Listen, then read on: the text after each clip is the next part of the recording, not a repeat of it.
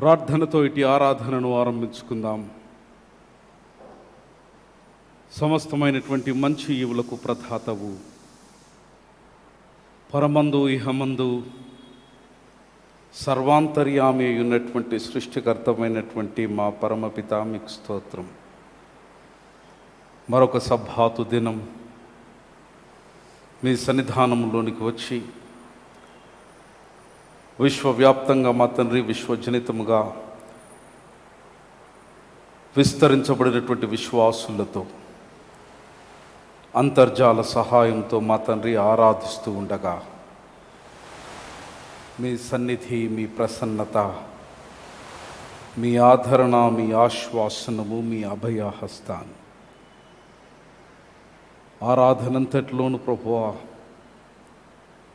పవిత్రమైనటువంటి లేఖన ధ్యానంలోనూ మాకు సహాయాన్ని అందించి మీకు మహిమ, మీ పిల్లలకు కావలసిన ఆదరణ, క్షేమము, కలిమి, సంక్షేమాన్ని ప్రసాదించమని యేసు నామం అడిగి వేడుకుంటున్నాము నాయనా. ఆ విధంగానే నిల్చొని ఉండగా తెలుగు క్రైస్తవ కీర్తన పుస్తకములో నుంచి 40వ సంగీతం పాడటం ద్వారా ఇటు ఆరాధనను ఆరంభించుకుందాం. 40వ సంగీతం. శుద్ధి శుద్ధి శుద్ధి, సర్వశక్త ప్రభు, ప్రాతకాల స్తుతి నీకే చెల్లింతుము. శుద్ధి శుద్ధి సర్వశక్త ప్రభు, ప్రాతకాల స్తుతి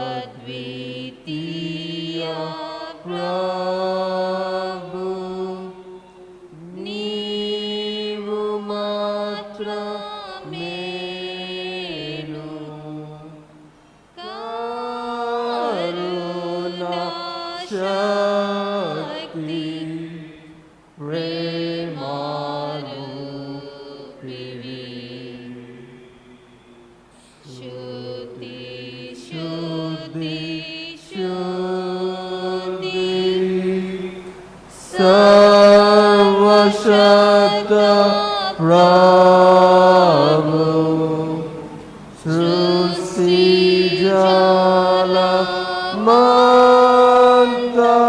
నీ కీర్తి పాడును. శుద్ధి శుద్ధి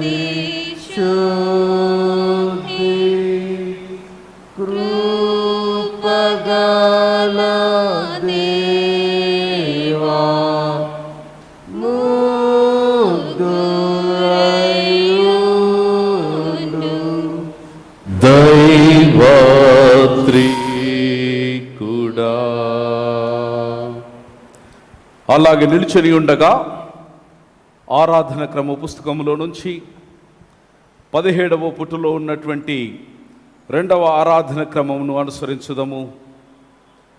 దేవుని ఆరాధించుదము. దేవుడు ఆత్మ గనక ఆయనను ఆరాధించువారు ఆత్మతోనూ సత్యముతోనూ ఆరాధింపవలెను. మన తండ్రి అయిన దేవుని నుండి ప్రభు అయిన యేసు క్రీస్తు నుండి కృపా సమాధానములు మీకు కలుగునుగాక. ఇది యెహోవా ఏర్పాటు చేసిన దినము, దీని యందు మనం ఉత్సహించి సంతోషించెదము. ఓ ప్రభువా, మా పెదవులను తెరువుము. అప్పుడు మా నోరు నీ స్తుతిని ప్రచురపరచును. తండ్రికి నీ కుమారునికి నీ పరిశుద్ధాత్మకును మహిమ కలుగునుగాక. ఆది అందును ఇప్పుడును ఎల్లప్పుడూ ఉండునట్లు యుగయుగములు కలుగునుగాక. ఆమేన్. తండ్రి అయిన దేవా, నీ శక్తి వలను జ్ఞానం వల్లను సమస్తమును సృష్టించినందుకును నీ కుమారుని మా రక్షకునుగా ఇచ్చట వల్ల లోకమును ఎంతో ప్రేమించినావని రుజువుపరిచినందుకు నేను స్తుతించుచున్నాం. కుమారుడు అయిన దేవా, మా అపరాధం నిమిత్తం అప్పగింపబడిన నీవు తిరిగి లేచడం వల్ల మమ్మల్ని నీతిమంతులుగా చేయుటకు పాపము తప్ప అన్ని విషయంలో మా వల్ల చేయబడినందులకై నేను స్తుతించుచున్నాం. పరిశుద్ధాత్ముడవైన దేవా, స్వచ్ఛమంతులలోనికి నడిపించి మా హృదయంలో దేవుని ప్రేమను కుమ్మరించినందుకై నేను స్తుతించుచున్నాం. తండ్రి, కుమారుడు, పరిశుద్ధాత్ముడవైన దేవా, యుగ యుగములకు నీకే సమస్త స్తుతి మహిమ కలుగునుగాక. ఆమేన్. పాపపు ఒప్పుకొలు పిలుపు వాక్యములను విందము. నేను లేచి నా తండ్రి యొద్దకు వెళ్ళి, తండ్రి, నేను పరలోకమునకు విరోధంగాను నీ ఎదుటను పాపము చేస్తేనని ఇక మీదట నీ కుమారుడని అనిపించుకున్నటకు యోగ్యుడును కాను. మనము పాపము లేని వారమని చెప్పుకుని నీ ఎడల మనలను మనమే మోసపుచ్చుకుందము, మరియు మనలో సత్యం ఉండదు. మన పాపములు మనము ఒప్పుకొని ఎడల ఆయన నమ్మదగిన వాడును నీతిమంతుడును గనక మన పాపమును క్షమించి సమస్త దుర్నీతి నుంచి మనలను పవిత్రులుగా చేయును. మనము మోకరించి మౌనముగా నుండి మనలను మనము పరీక్షించుకుందాము.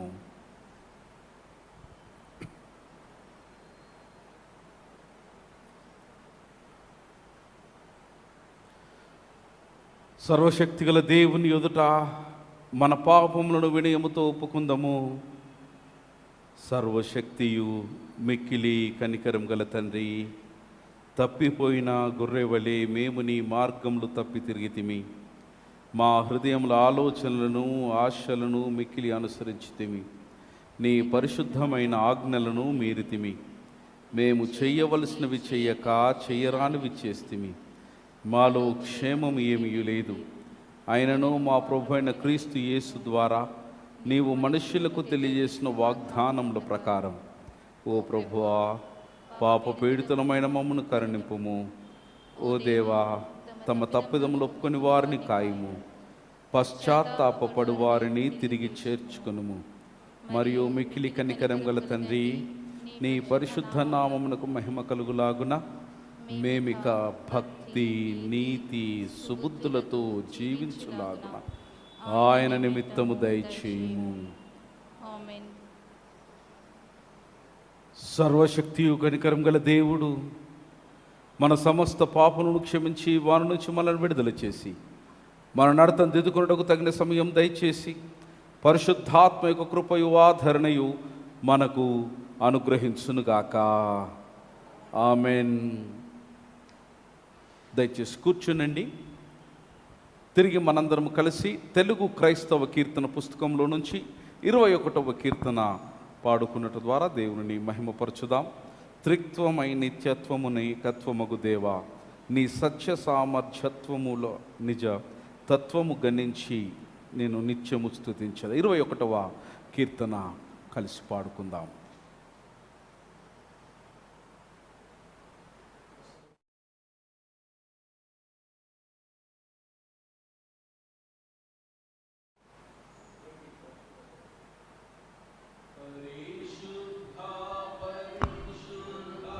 పరిశుద్ధ ప్రభువా, వరదురాజా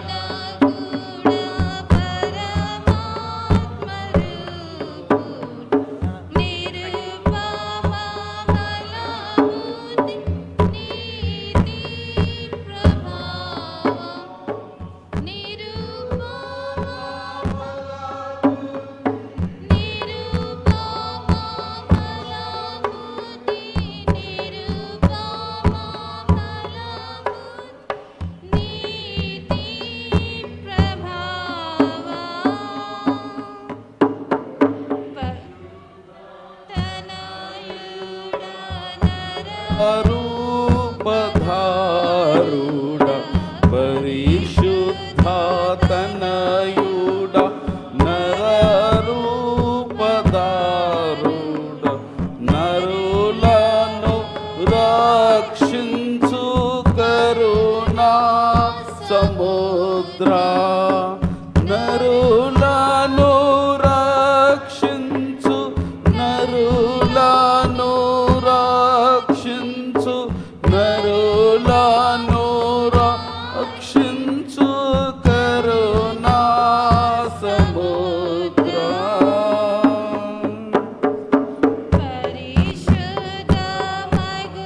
నాత్మ వరమూలిడు నాత్మ విశుద్ధ మగునాత్మ వరమూలిడు నాత్మ మానంద ప్రేమ భక్తులకిడుమా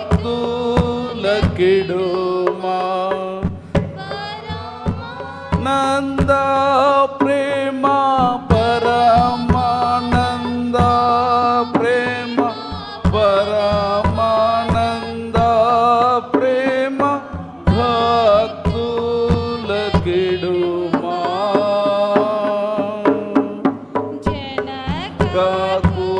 కుమారాత్మ ఏక దేవా నక కుమారాత్మలను నేక దేవా ఘన మహిమ చెల్లును ధనరానిచముగా ఘన మహిమ ఘన మహిమ చెల్లును ఘన మహిమ చెల్లును ధనరా నిత్యముగా పరిశుద్ధ పరిశుద్ధ పరిశుద్ధ ప్రభువా వరాదూత లైనా నింపగలరా. శ్రీ యేసు దేవనామ సంకీర్తనం. అయ్యా, ఇళ్లలో కూర్చొని ఆరాధనలో పాల్గొంటున్న వారు కూడా చేతులు లేవాల్సిందిగా మనవి. మన యేసు స్వామికి నేటి దినం కొరకు ఏర్పాటు చేయబడిన లేఖన భాగాలను చదువుగా విందాం.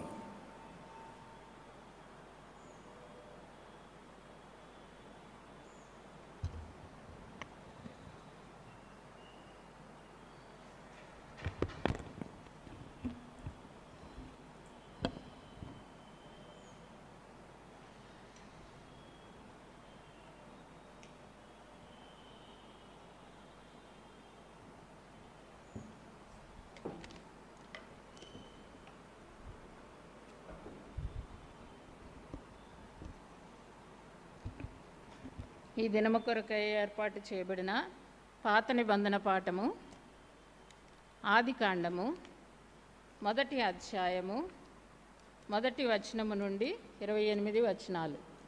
ఆదికాండము 1వ అధ్యాయము 1వ వచనము నుండి 28 వచనాలు. చిన్న ప్రార్థన చేసుకుందాం. పరమందు ఆసనుడు అయిన మా పరలోకపు తండ్రి, దయగల మా నాయన, ప్రేమగల మా ప్రభువా, నీ నామానికి అనేక వేల స్తుతులు స్తోత్రములు నాయన. ఇదిగో తండ్రి, భయంకరమైన దినాల్లో మేము జీవించి ఉన్నామంటే నీ కృప నాయన, నీ దయ తండ్రి. నీకు వందనాలు, స్తుతులు స్తోత్రములు. ఈ విధముగా ఆన్లైన్లో ప్రభా మరి మా సంఘము ప్రభా మరి ఆరాధన జరిపిస్తూ ఉంటుండగా ప్రభా ఇదిగో తండ్రి, మా సంఘం అంతటికీ ఆశీర్వాదకరముగా ఈ ఆరాధన జరగడానికి నీ కృప చూపించండి. మా నాయన, మా అయ్యగారిని, అమ్మగారిని, వారి కుటుంబాన్ని దీవించండి. ఇదిగో నాయన, మా సంఘంలో ఉన్న ప్రతి బిడ్డను ప్రభా నీ హస్తములకు అప్పచెప్పుకొంచున్నాము. నీ కాపుదల్లో ఇక నువ్వు భద్రపరచమని వేడుకొంచున్నాము తండ్రి. నీకు స్తోత్రములు ప్రభా. ఇదిగో నా తండ్రి, నీ అందు నిద్రించిన బిడ్డలందరి ఆత్మలకు శాంతి దయచేయండి నాయన. వారి ప్రభా కుటుంబాలను మీరు ఆదరించండి ప్రభా. ఇదిగో నా తండ్రి, ఇంకనూ మరి ప్రభా ఈ కరోనా వైరస్ని ప్రభా మీరు కాల్చివేసి దహించి వేసిన ఆయన నీ మాటతో ప్రభా మరి ఇదిగో తండ్రి, విడుదల త్వరగా మాకు అనుగ్రహించిన ఆయన మేము త్వరగా ప్రభా వచ్చి అందరము కలిసి నాయన కుటుంబాలతో నీ సన్నిధిలో ఆరాధించే భాగ్యం మాకు దయచేయండి ప్రభా. ఇదిగో తండ్రి, నీ వాక్యం చదువుచుండగా నాయన నిన్ను స్తుతిస్తూ మహింపరుస్తూ ప్రభా, ఇదిగో నాయన నీ వాక్యాన్ని ప్రభా మేము గ్రహించగలిగే గొప్ప కృపను మాకు దయచేయండి. నీ వాక్యానుసారముగా జీవించగలిగే కృపను మా అందరికీ దయచేయమని యేసు నామమున నడుచున్నాము తండ్రి, ఆమేన్. ఆదికాండము 1వ అధ్యాయము 1వ వచనం ప్రారంభము. ఆదియందు దేవుడు భూమి ఆకాశములను సృజించెను. భూమి నిరాకారముగాను శూన్యముగాను ఉండెను. చీకటి అగాధ జలముపైన కమ్మియుండెను. దేవుని ఆత్మ జలములపైన అల్లాడుచుండెను. దేవుడు వెలుగు కమ్మని పలుకగా వెలుగు కలిగెను. వెలుగు మంచిదైనట్టు దేవుడు చూచెను. దేవుడు వెలుగును చీకటిని వేరుపరచెను. దేవుడు వెలుగునకు పగలనియు చీకటికి రాత్రి అనియు పేరు పెట్టెను. అస్తమయమును ఉదయమును కలుగగా ఒక దినమాయెను. మరియు దేవుడు జలముల మధ్యన ఒక విశాలము కలిగి ఆ జలములను ఈ జలములను వేరుపరచునుగాక అని పలికెను. దేవుడు ఆ విశాలము చేసి విశాలము క్రింది జలములను విశాలము మీది జలములను వేరుపరపగా ఆ ప్రకారమాయెను. దేవుడు ఆ విశాలమునకు ఆకాశమని పేరు పెట్టెను. అస్తమయమును ఉదయమును కలుగగా 2వ దినమాయెను. దేవుడు ఆకాశము క్రిందనున్న జలములొక్కచోటనే కూర్చబడి ఆరిన నేల కనబడను గాక అని పలుకగా ఆ ప్రకారమాయెను. దేవుడు ఆరిన నేలకు భూమి అని పేరు పెట్టెను. జలరాశికి ఆయన సముద్రములని పేరు పెట్టెను. అది మంచిదని దేవుడు చూచెను.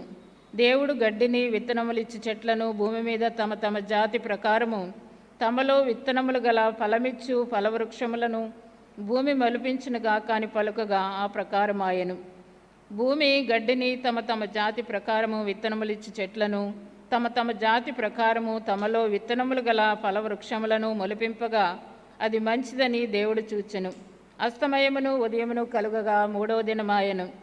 దేవుడు పగటిని రాత్రిని వేరుపరిచినట్లు ఆకాశ విశాలమందు జ్యోతులు కలుగును గాకనియు అవి సూచనలను కాలములను దిన సంవత్సరములను సూచించుటకై యుండుగాకనియు భూమి మీద వెలిగించుటకు అవి ఆకాశ విశాలమందు జ్యోతుల యుండుగాకనియు పలికెను. ఆ ప్రకారమాయెను. దేవుడు ఆ 2 గొప్ప జ్యోతులను అనగా పగటిని ఏలుటకు పెద్ద జ్యోతిని రాత్రిని ఏలుటకు చిన్న జ్యోతిని నక్షత్రములను చేసెను. భూమి మీద వెలిగించుటకును పగటిని రాత్రిని ఏలుటకును వెలుగును చీకటిని వేరుపరచుటకును దేవుడు ఆకాశ విశాలమందు వాటినుంచెను. అది మంచిదని దేవుడు చూచెను. అస్తమయమును ఉదయమును కలుగగా 4వ దినమాయెను. దేవుడు జీవము కలిగి చలించి వాటిని జలములు సమృద్ధిగా పుట్టించును గాకానియు పక్షులు భూమిపైన ఆకాశ విశాలములో ఎగురును గాకానియు పలికెను. దేవుడు జలములలో వాటి వాటి జాతి ప్రకారము జలములు సమృద్ధిగా పుట్టించిన మహామత్స్యములను జీవము కలిగి చలించి వాటన్నిటికిని దాని జాతి ప్రకారము రెక్కలు గల ప్రతి పక్షిని సృజించెను. అది మంచిదని దేవుడు చూచెను. దేవుడు మీరు ఫలించి అభివృద్ధి పొంది సముద్ర జలములలో నిండి ఉండుడని పక్షులు భూమి మీద విస్తరించును గాకానియు వాటిని ఆస్వాదించెను. అస్తమయమును ఉదయమును కలుగగా 5వ దినమాయెను. దేవుడు వాటి వాటి జాతి ప్రకారము జీవము గల వాటిని అనగా వాటి వాటి జాతి ప్రకారము పశువులను పురుగులను అడవి జంతువులను భూమి పుట్టించుగాక అని పలికెను. ఆ ప్రకారమాయెను. దేవుడు ఆయా జాతుల ప్రకారము అడవి జంతువులను ఆయా జాతుల ప్రకారము పశువులను ఆయా జాతుల ప్రకారము నేలను ప్రాకు ప్రతి పురుగును చేసెను. అది మంచిదని దేవుడు చూచెను. దేవుడు మన స్వరూపమందు మన పోలిక చొప్పున నరులను చేయుదము. వారు సముద్రపు చేపలను ఆకాశ పక్షులను పశువులను సమస్త భూమి మీద ప్రాకు ప్రతి జంతువును ఏలుదురుగాక అనియు పలికెను. దేవుడు తన స్వరూపమందు నరుని సృజించెను. దేవుని స్వరూపమందు వాని సృజించెను. స్త్రీనిగాను పురుషునిగాను వారిని సృజించెను. దేవుడు వారిని ఆస్వాదించెను. ఎట్లనగా మీరు ఫలించి అభివృద్ధి పొంది విస్తరించి భూమిని నిండించి దానిని లోపరుచుకొనుడి. సముద్రపు చేపలను ఆకాశ పక్షులను భూమి మీద ప్రాకు ప్రతి జీవిని ఏలుడని దేవుడు వారితో చెప్పెను. సో ఈ పాఠము ఇంతటితో సమాప్తం.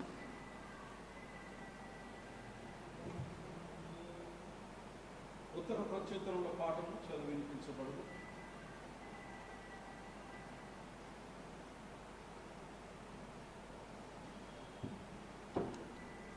దయచేసి పాఠం చదువుతున్నప్పుడు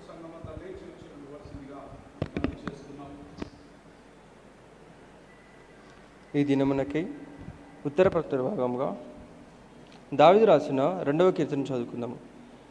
ఈ దినమునకే ఏర్పరచబడిన ఉత్తర ప్రత్యుత్తర భాగముగా దావీదు రాసిన కీర్తన 2వ కీర్తన చదువుకుందాము. అన్యజనులు ఏల గల్లత్తు చేయుచున్నారు, జనములు ఏల వ్యర్థమైన దానిని తలంచుచున్నవి. వారి పాశములను మన యుద్ధ నుండి పారవేయదం రండి అని చెప్పుకొనుచు భూరాజులు యెహోవాకును ఆయన అభిషిక్తునికి విరోధముగా నిలవబడుచున్నారు. ఏలికలు ఏకీభవించి ఆలోచన చేయుచున్నారు. ఆకాశమందు ఆసీనుడగువాడు నవ్వుచున్నాడు, ప్రభువు వారిని చూచి అపహసించుచున్నాడు. ఆయన ఉగ్రుడై వారితో పలుకును, ప్రచండ కోపము చేత వారిని తల్లడింపజేయును. నేను నా పరిశుద్ధ పర్వతమునైన సియోను మీద నా రాజును ఆసీనుడిగా చేసి ఉన్నాను. కట్టడను నేను వివరించెదను. యెహోవా నాకు ఇలాగు సెలవిచ్చెను, నీవు నా కుమారుడు, నేడు నిన్ను కనియున్నాను. నన్ను అడుగుము, జనములను నీకు స్వాస్థ్యముగాను భూమిని దిగంతముల వరకు సొత్తుగాను ఇచ్చేదను. ఇనుపదండముతో నీవు వారిని నలుగగొట్టదుకుండును, పగలగొట్టినట్టు వారిని ముక్క చెక్కలుగా పగలగొట్టి చదువు. కాబట్టి రాజులారా వివేకులయుండుడి, భూపతులారా బోధనొందుడి. భయభక్తులు కలిగి యెహోవాను సేవించుడి, గడగడ వణుకుచు సంతోషించుడి. ఆయన కోపము త్వరగా రగులుకొనును, కుమారుని ముద్దు పెట్టుకునుడి, లేని ఎడల ఆయన కోపించును. అప్పుడు మీరు త్రోవ తప్పి నశించెదరు. ఆయనను ఆశ్రయించు వారందరూ ధన్యులు. ఇంతటితో చదవలసిన ఉత్తర ప్రత్యుత్తర భాగం సరి. దయచేసి కూర్చునండి. పత్రికల పాఠము చదివి వినిపించబడును.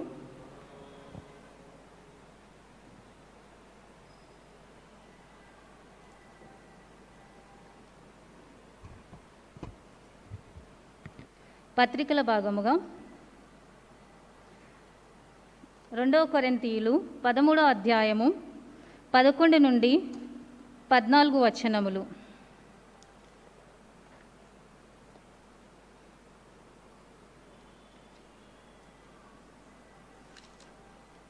పత్రికల భాగముగా అపోస్తులుడైన పౌలు 2 కొరింథీయులు 13వ అధ్యాయము 11వ వచనము నుండి ప్రారంభం. తుదకు సహోదరులారా, సంతోషించుడి, సంపూర్ణులై ఉండుడి, ఆదరణ కలిగి ఉండుడి, ఏక మనస్సు గలవారై ఉండుడి, సమాధానముగా ఉండుడి. ప్రేమ సమాధానములకు కర్తయగు దేవుడు మీకు తోడై ఉండును. పవిత్రమైన ముద్దు పెట్టుకొని ఒకరికి ఒకరు వందనములు చేసుకొనుడి. పరిశుద్ధులందరూ మీకు వందనములు చెప్పుచున్నారు. ప్రభువైన యేసుక్రీస్తు కృపయు, దేవునికి ప్రేమయు, పరిశుద్ధాత్మ సహవాసమును మీకందరికీ తోడయుండునుగాక. ఇంతటితో పత్రికల భాగం సమాప్తం.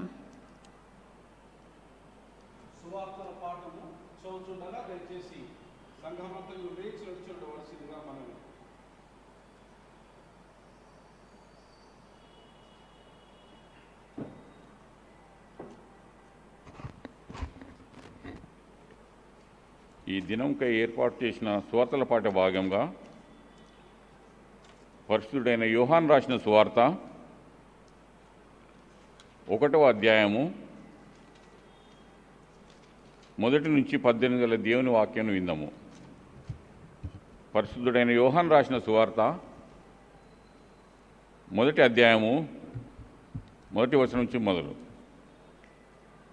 ఆది యందు వాక్యం ఉండెను, వాక్యము దేవుని యొద్ద ఉండెను, వాక్యము దేవుడై ఉండెను. ఆయన ఆది యందు దేవుని యొద్ద ఉండెను. సమస్తమును ఆయన మూలముగా కలిగెను. కలిగి ఉన్నది ఏదియు ఆయన లేకుండా కలగలేదు. ఆయనలో జీవం ఉండెను.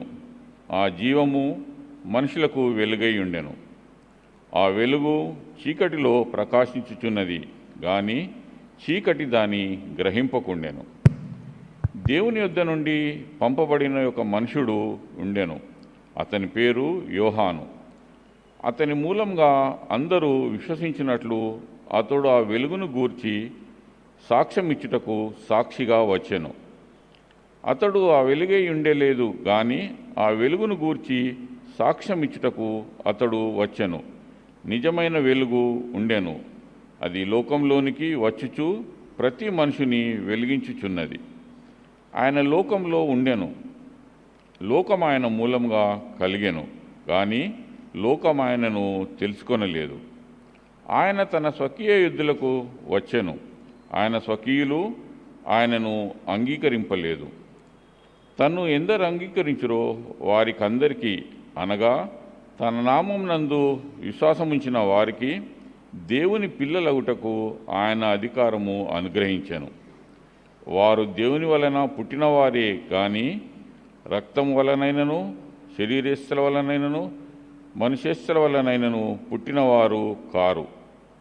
ఆ వాక్యము శరీరధారి అయి కృపాసత్య సంపూర్ణుడిగా మన మధ్య నివసించెను. తండ్రి వలన కలిగిన అద్వితీయ కుమారుని మహిమ వలె మనము ఆయన మహిమను కనుగొంటిమి. యోహాను ఆయనను గూర్చి సాక్ష్యమిచ్చుచు, నా వెనుక వచ్చువాడు నాకంటే ప్రముఖుడు గనుక ఆయన నాకంటే ముందటివాడాయననియు, నేను చెప్పినవాడు ఈయనే అనియు ఎలుగెత్తి చెప్పెను.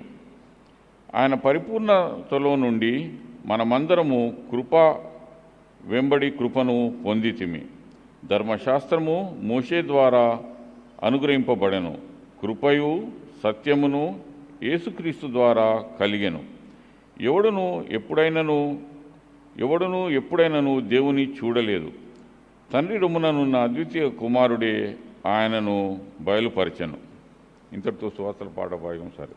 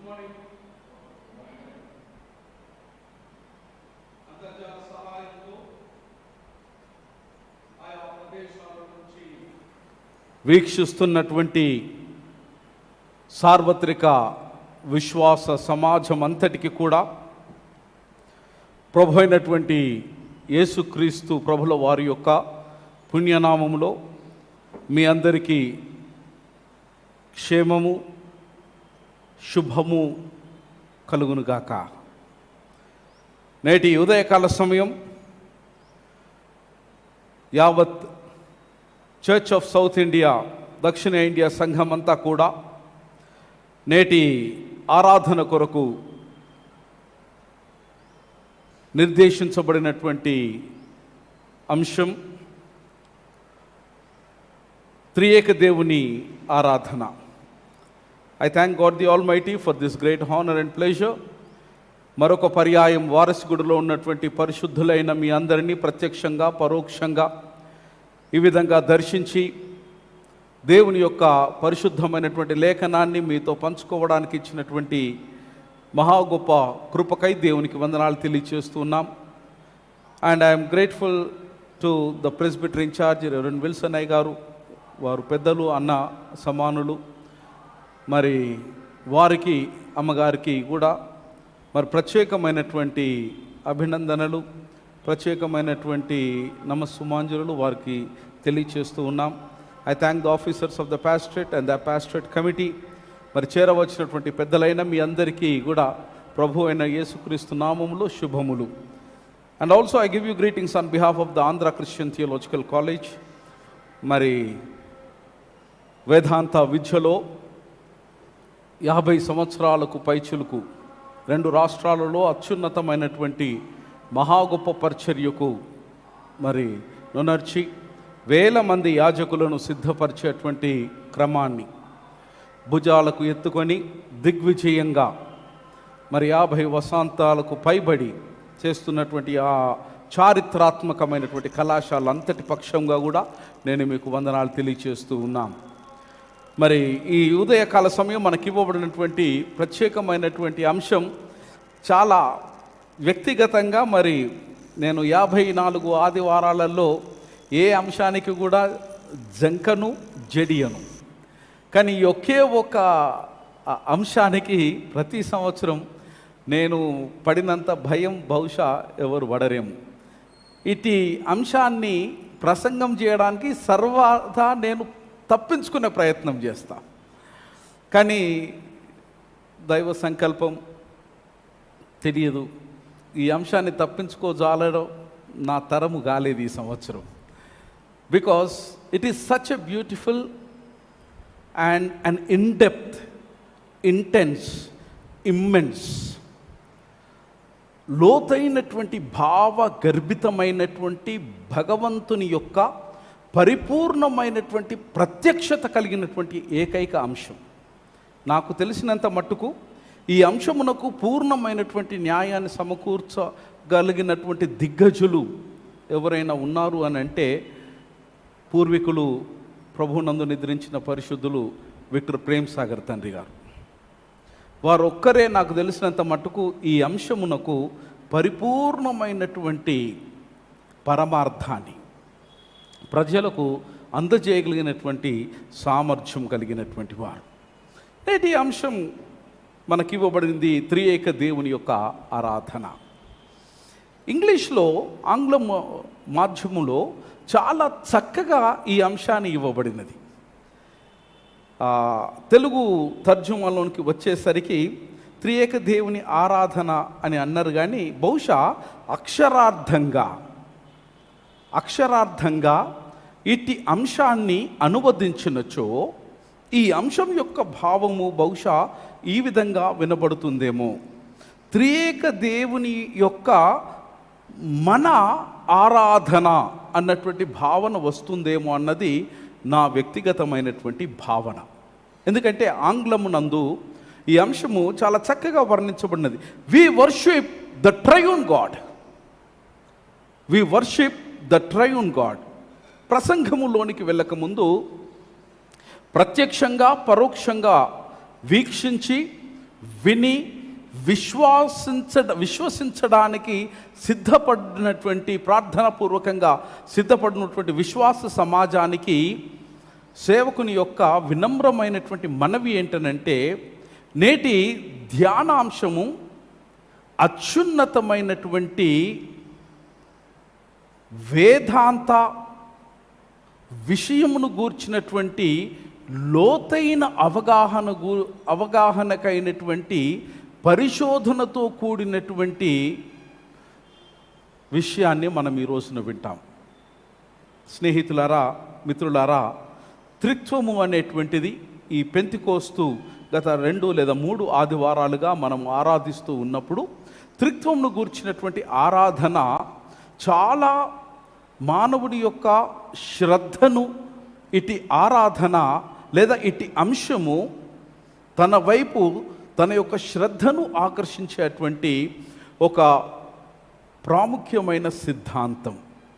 త్రిత్వము ఇటు ఆరాధన లేదా ఇటు అంశాన్ని సర్వసాధారణంగా క్రైస్తవ సంఘాలు 54 ఆదివారాలలో బహుశా చెదురు మదురుగా ఈ ఆరాధనలు లేదా ఈ అంశంను గూర్చినటువంటి అధ్యయనము చేయడానికి వారు నెరుస్తారు. కారణాలు అనేకాలు. అయితే నేడు త్రిత్వమును గూర్చినటువంటి ఒక సంక్షిప్తమైనటువంటి సమాలోచన, సంక్షిప్తమైనటువంటి అర్థము, త్రిత్వమును ఎందుకు క్రైస్తవ విశ్వాస సమాజము అత్యున్నతమైనటువంటి స్థానాన్ని ఎందుకు ఇవ్వాలి అన్నది నేను మీ ముందు ఈ రోజున నివేదించడానికి ఇష్టపడుతున్నాను. 20వ శతాబ్దం అనగా నేటి శతాబ్దంలో మరొకసారి క్రైస్తవ సంఘము తమ యొక్క దృష్టి అంతా కూడా త్రిత్వము వైపు కేంద్రీకరించటము గమనార్హం.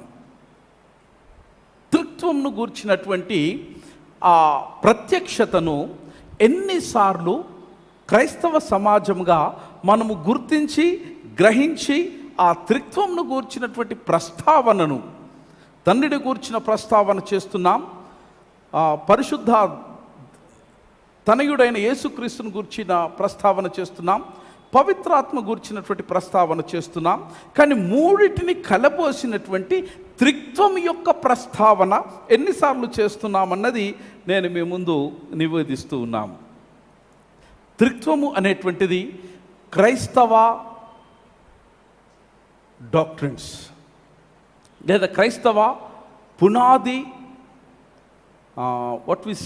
సిద్ధాంతాలలో త్రిత్వము ఒక ప్రాముఖ్యమైనటువంటి సిద్ధాంతం. ఇది మర్చిపోవద్దు. త్రిత్వ సిద్ధాంతము లేకుండా క్రైస్తవ్యము రూపకల్పన చేసుకోలేదు. ఇది సర్వసత్యమైనటువంటి అంశం. త్రిత్వం లేకుండా క్రైస్తవ్యము రూపకల్పన చేసుకోలేదు. గత 2000 సంవత్సరాలుగా త్రిత్వమును క్రైస్తవులు తమ ఉనికిలో, తమ యొక్క ఆవిర్భవములో, తన యొక్క చరిత్రలో కొనసాగుతున్నటువంటి ఈ వైనములో త్రిత్వమును అణువున వారు స్వీకరించినారని జ్ఞాపకం చేస్తున్నాం. సర్వసాధారణంగా త్రిత్వమును గురించినటువంటి ఆలోచన చేసినప్పుడు పాటలలో పాడతాం. త్రిత్వమై నిత్యత్వముండు లేదా పరిశుద్ధ పరిశుద్ధ ప్రభువ అని పాడతాం. లేదా పాపపు ఒప్పుకోలప్పుడు త్రిత్వం గురించిన ప్రస్తావన చేస్తాం. లేదా క్రీడ్స్, విశ్వాస సూత్రాన్ని మనం ఆలోచన చేసినప్పుడు త్రిత్వం గురించినటువంటి ప్రస్తావన చేస్తాం. అయితే త్రిత్వము క్రైస్తవుని యొక్క జీవితం అన్నటువంటి విషయాన్ని మర్చిపోవద్దు. It is not a part of the life. Trinity is a complete of the Christian life. త్రిత్వము క్రైస్తవుని యొక్క పరిపూర్ణమైనటువంటి జీవితము అని మనం మర్చిపోవద్దు. స్నేహితులారా, త్రిత్వము అనేటువంటి ఈ పదం ఆంగ్లంలో దీనిని ట్రినిటీ అని అంటాం. బేసికల్గా, ప్రాథమికంగా త్రిత్వం అనేటువంటి ఈ పదం క్రైస్తవ త్రిత్వాన్ని గురించి మనం మాట్లాడుతూ ఉన్నప్పుడు ట్రయాస్ అనేటువంటి గ్రీక్ పదములో నుంచి ఇది ప్రాణము పోసుకుంది. ట్రయాస్ అనే గ్రీక్ పదం నుంచి ప్రాణం పోసుకుంది. ట్రయాస్ అన్నటువంటి భావం ఏంటనగా సెట్ ఆఫ్ 3, 3 కలబోసి ఏకమైన అన్నటువంటి భావం, లేదా ముగ్గురు అన్నటువంటి భావం. ఈ ట్రయాస్ అనే గ్రీక్ పదములో నుంచి ట్రయాడ్ అనేటువంటి ఆంగ్ల పదము కూడా ప్రాణం పోసుకున్నది.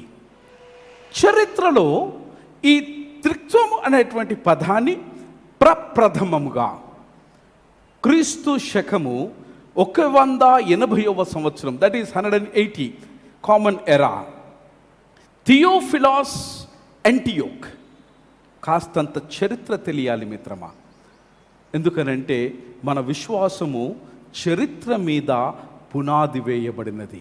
అందుకే నేటి వరకు 2000 సంవత్సరాల అనంతరము కూడా అనేకమైన ఆటుపోట్లకు లోనైనా కూడా క్రైస్తవ విశ్వాసము ఇంకా ఇంకా ఇంకా పటిష్టంగా ఉనికిలో ఉంది అనడానికి బలమైనటువంటి కారణం ఏంటంటే మన విశ్వాసము చరిత్ర మీద పునాది వేసుకోబడ్డది. ఏ విశ్వాసములో అయితే నీవు నీ యొక్క జీవన ప్రయాణాన్ని సాగిస్తున్నావో ఆ జీవన ప్రయాణము త్రిత్వము అనేటువంటి సిద్ధాంతము మీద నిర్మించబడినటువంటి కారణము చేత త్రిత్వము యొక్క కనీసమైనటువంటి పరిజ్ఞానాన్ని ప్రతి పరిశుద్ధుడు తప్పనిసరిగా నేర్చుకొని తీరాలి. It is a common basic information or the basic knowledge that every Christian is supposed to have. ఇది నాకు తెలుసుకోలేదు, నాకు తెలియదు ఈ సిద్ధాంతం గురించి తెలీదు, దీని యొక్క ఆవిర్భావం గురించినటువంటి ఆనవాలు నాకు తెలియవు అని ఒకవేళ మనం చెప్పినట్టయితే స్నేహితులారా, మన యొక్క విశ్వాసం యొక్క పునాదిని పునఃపరిశీలన చేసుకోవాలి. These are the fundamental ingredients my dear friends. These are the fundamental things that we are suppose to know. Trinity అన్నటువంటి ఈ పదాన్ని మొట్టమొదటిసారిగా క్రీస్తు శకము 180వ సంవత్సరములో థియోఫిలాస్, అంతియోకులో ఉన్నటువంటి థియోఫిలాస్ అనేటువంటి వాడు తొలిసారిగా చరిత్రలో త్రిత్వము అనేటువంటి భావనతో కూడినటువంటి భాష ప్రయోక్తాన్ని చరిత్రకు పరిచయం చేసినాడు. ఇతడు వాడినటువంటి సందర్భం ఏమని అనంటే, when he used the word of Trinity, he meant that Trinity is God. అయ్యా, ఇది సిద్ధాంతం మాట్లాడుతున్న, దయచేసి కాస్తంత మీ యొక్క attention I really seek. When it was first used in the human history I am talking about, అప్పుడు ఈ అంతియోకోస్లో ఉన్నటువంటి థియోఫిలాస్ ఈ ట్రినిటీ అనే పదం వాడినప్పుడు అతని మనోభావనలో ఉన్నటువంటి భాష వెనుక భావము ఏమనగా, త్రిత్వము అనగా దైవము లేదా దేవుడు. 3 పరిభాషలలో ఈ పదాన్ని పరిపరి విధాలుగా ఈ భక్తుడు వర్ణించినాడు. త్రిత్వము అనగా దైవము అన్నాడు. రెండవది త్రిత్వము అనగా దేవుని వాక్కు అని సంబోధించినాడు.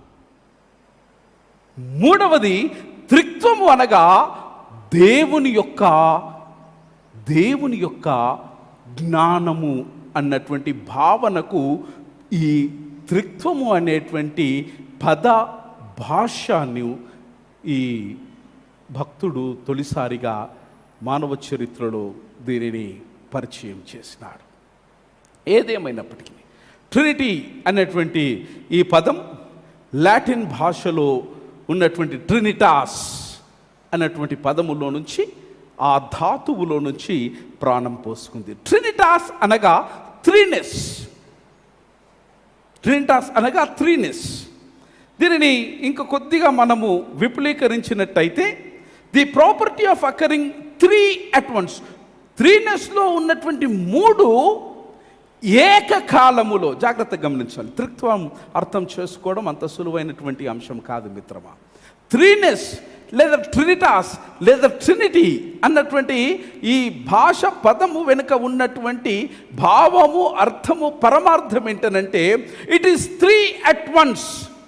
3గా ఉన్నటువంటిది ఏకకాలముతో, ఏక భావముతో, ఏక కార్యముకై ఏ రకమైనటువంటి విమతములు లేకుండా సమిష్టిగా కలిసి సంఘటితముగా సమాలోచన నేర్పి సమగ్రమైనటువంటి సంపూర్ణత కొరకు ఏకముగా కలిసి ముందుకు సాగిపోవటం అన్నది దీని భావం. I hope I'm clear with this. ఇంకో సింపుల్గా చెప్పాలి అంటే 3 or 1, 3 ఏకం. 3 అయ్యా చెప్పాలి, ఉన్న 4, 5 అనే చెప్పాలి. మీరు 3 ఏకమై ఉన్నారు. 180 సంవత్సరం తర్వాత దీనిని అధికారికంగా 200వ సంవత్సరం, ఇట్ ఈస్ అ కామన్ ఎరా, టెర్టూలియన్, నీతిమంతుని జ్ఞాపకం చేసుకున్నట ఆశీర్వాదకరం. క్రైస్తవ విశ్వాసం, క్రైస్తవ సిద్ధాంతం ఈ రోజున ఈ విధంగా పటిష్టంగా ఉన్నదని చెప్పడానికి దీనికి బలమైనటువంటి కృషి చేసినటువంటి మహాభక్త గ్రేసరులలో యేసుక్రీస్తు పునరుత్థానం అనంతరము 200వ శతాబ్దంలో 150వ సంవత్సరము జన్మించినటువంటి ఒక భక్త గ్రేసరుడు టెర్టూలియన్. ఈ పేర్లు మనకు తెలియాలి మిత్రమా. టెర్టూలియన్ అన్నటువంటి ఆది క్రైస్తవ సంఘ చరిత్రకారుడు, ఆఫ్రికా ఖండములో ఉన్నటువంటి కార్తేజులో జన్మించినటువంటి వాడు. దేవుని చేత పేరు పెట్టి పిలిచి ఎంపిక చేసుకుని క్రైస్తవులకు అనేకమైన హింసలు కలుగుతూ ఉన్నప్పుడు ఈ టెర్టూలియన్ అనేటువంటి అన్య విశ్వాసములో పుట్టి పెరిగినటువంటి యవన బిడ్డను యేసుక్రీస్తు ప్రభుల వారు పేరు పెట్టి పిలిచి ఆ దినాలలో క్రైస్తవ సంఘ ఇతిహాసము కొరకు మాత్రమే కాక క్రైస్తవ సంఘము వేదాంతము కొరకు క్రైస్తవ సంఘ చరిత్రను భావితరాలకు లిఖించడానికి ఎంపిక చేసుకున్నటువంటి ఒక బహు న్యాయ కోవిదుడు ఈ టెర్టూలియన్.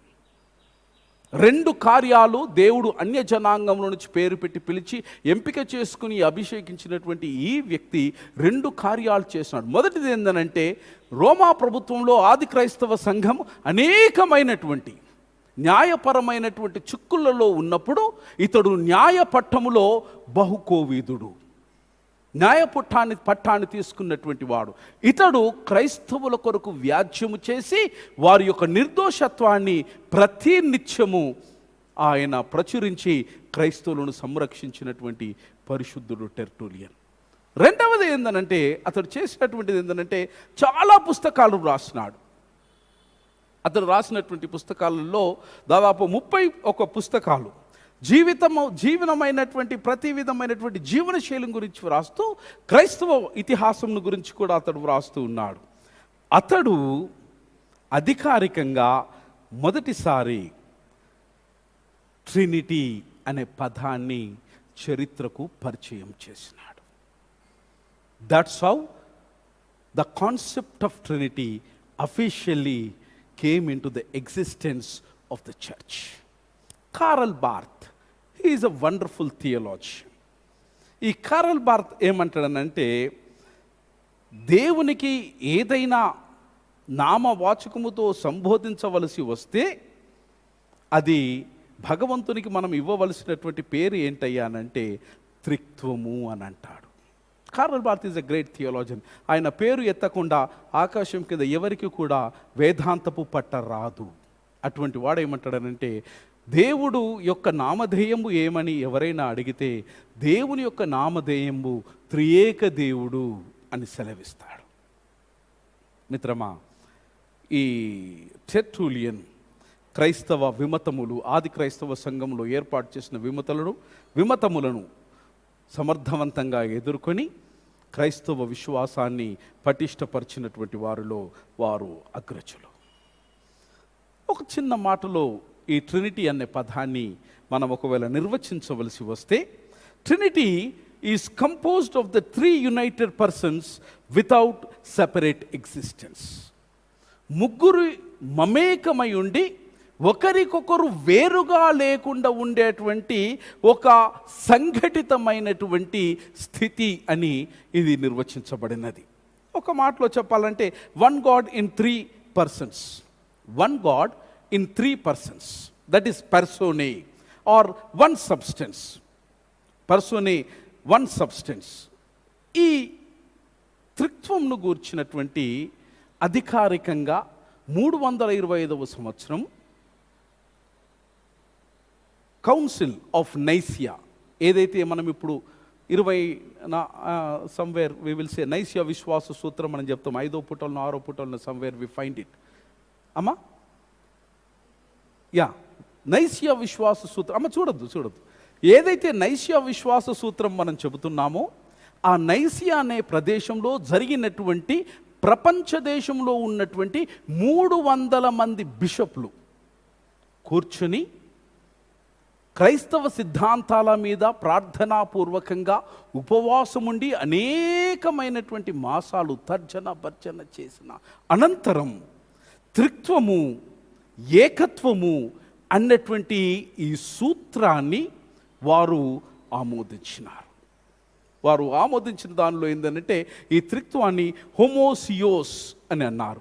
హోమోసియోస్ అనగా తండ్రి అయిన దేవుడు, కుమారుడైన దేవుడు, పవిత్రాత్మ అయినటువంటి దేవుడు వారు ఏకమై ఉన్నారు. Same essence and same substance అనగా ఒకే పదార్థములోనిది, ఒకే సారములోనిది, ఒకే సందేశములోనిది, ఒకే సారాంశములోనిది. భిన్నత్వములో పరిపూర్ణమైనటువంటి ఏకత్వాన్ని పరిచయము చేసినటువంటి ప్రభుల వారు త్రిత్వంలో మనం చూస్తాం. మిత్రమా, కొన్ని ఈ ఆలోచనను బలపరిచేటువంటి లేఖన భాగాలు పవిత్ర గ్రంథంలో మనకు లేవు. అయితే త్రిత్వం అన్నటువంటి పదం ఈ పరిశుద్ధ గ్రంథం 66 పుస్తకాలలో ఎక్కడ కూడా ప్రస్తావించబడలేదు. Nowhere it is mentioned in the book of the Bible among the 66 books. But ప్రత్యక్షంగా త్రిత్వం అనే పదము ప్రత్యక్షంగా ప్రస్తావించకపోయినప్పటికీ పరోక్షంగా ఆదికాండం నుంచి ప్రకటన గ్రంథం వరకు త్రియేక దేవుని యొక్క ప్రత్యక్షత, బహిర్గత అణువున లేఖనాలు మనకు ప్రబోధిస్తున్నటువంటి కారణము చేత ఈ త్రిత్వం అనేటువంటి సిద్ధాంతము క్రైస్తవ ఇతిహాసములో, క్రైస్తవ జీవన నిర్మాణములో, సంఘ నిర్మాణంలో త్రిత్వము అత్యంతమైనటువంటి ప్రాధాన్యతను సంతరించుకుంది. దీన్ని గూర్చినటువంటి ఆలోచన లేఖనాలలో మనకు ఆయా సందర్భాలలో కనబడతాయి. కొన్ని లేఖనాలు నేను మీతో నివేదిస్తాను. బైబిల్లో భగవంతుని ఆయా నామధేయంబులతో అనేక సందర్భాలలో ప్రజలు సంబోధించినారు. యెహోవా దేవుని సంబోధించినటువంటి ఒక నామధేయంబు ఏంటంటే ఎలోహీం. ఎలోహీం. యేసుక్రీస్తు ప్రభుల వారు సిలువ పైన కూడా వారు మాట్లాడినటువంటి సప్త స్వరాలలో ఒక పదం ఏలీ ఏలీ. ఎలోహీం పదములో నుంచి ప్రాణం పోసుకుంది. ఎలోహీం అన్నటువంటి ఈ పదం, భగవంతునికి సంబోధించబడిన ఈ పదము, ఇది సర్వసాధారణంగా బహువచనానికి సంకేతము. ఎలోహీం అనే పదం పవిత్ర గ్రంథంలో బహువచనానికి సంకేతము. ఇది ఏమంటారంటే ద్వితీయోపదేశ కాండము 6:4 మనం చూస్తాం. రెండవది చూడొద్దు, బైబిల్ మీరు చూడొద్దు, వట్టిగా వింటే చాలు నన్ను. రెండవది ఆదికాండము 1వ అధ్యాయం 26 పాత నిబంధన గ్రంథంలో మనం విన్నప్పుడు, రండి, come let us make human in our own image. రండి, మన పోలిక చొప్పున మనము, అగైన్ ద ప్లురాలిటీ, బహువచనము, బహుళత్వము, భగవంతుని యొక్క బహుళత్వము చాలా స్పష్టంగా మనకు అగుపడుతూ ఉంది. సంఖ్యాకాండము 6:24 తర్వాత ఐజయా గ్రంథము 6:3 కూడా ఈ బహుళత్వం అనేటువంటిది భగవంతునిది చాలా స్పష్టంగా మనం చూస్తూ ఉన్నాం. పరిశుద్ధుడు, పరిశుద్ధుడు, పరిశుద్ధుడు. మనం అప్పుడప్పుడు ప్రార్థన కూడా చేస్తాం కదా, పరిశుద్ధుడు, పరిశుద్ధుడు, పరిశుద్ధుడని ప్రధానమైన దూతలతోనూ. అయ్యో, మీరు చేయరా ఇట్లా ప్రార్థన? సరే సరే, మంచోళ్ళు అయితే మీరు. So when it is mentioned 3 times, when it is mentioned, it is only mentioned 3 times in the book of Isaiah. So it supports and substantiates the Trinity or the idea of Trinity. నూతన నిబంధనలో మనకు మత్తయి సువార్త 28వ అధ్యాయంలో we can see, దాని తర్వాత acts అపోస్తుల కార్యము 2:32-33 మనం చూస్తాం. తర్వాత బెనిడిక్షన్ ఫార్ములా, మన ప్రభు అయిన యేసుక్రీస్తు కృప, తండ్రి దేవుని యొక్క ప్రేమ, పవిత్రాత్మ యొక్క అన్యోన్య సహవాసం. Again the trinitarian formula we see, and again we see at the baptism of Christ. యేసుక్రీస్తు ప్రభుల వారు బాప్తిజం పొందినప్పుడు ఆకాశం నుంచి తండ్రి అయిన దేవుడు శాబ్దికంగా తన యొక్క స్వరాన్ని వినిపించినాడు. కుమారుడు ఉపస్థితులైనాడు. పవిత్రాత్ములు కుమారుని యొక్క శిరస్సుపై నుండి అభిషేకించి, ఈయనే నా ప్రియ కుమారుడు, ఈయన యందు నేను ఆనందిస్తున్నాను. త్రిత్వంని ఈ విధంగా మనం అనేక విధాలుగా మనం చూస్తుండవచ్చు. త్రిత్వాన్ని ఒకవేళ సూక్ష్మంగా సంగ్రహణము చేసుకోవడానికి 4 సూక్ష్మమైన విషయాలు నేను మీ ముందు నివేదిస్తాను. త్రిత్వం అనగా it is one being.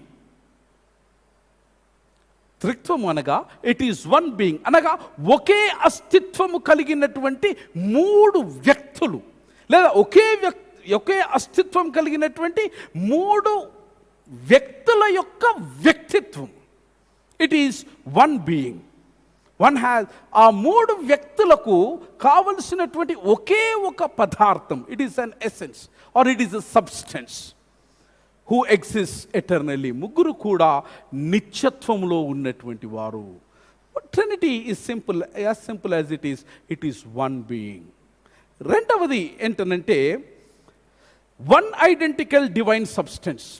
One identical divine substance, ముగ్గురికి కూడా ఒకే రకమైనటువంటి ఏక గుర్తింపు కలిగినటువంటి ఒకే పదార్థము. పైననేమో ఒకే విషయము, రెండవది ఒకే పదార్థము.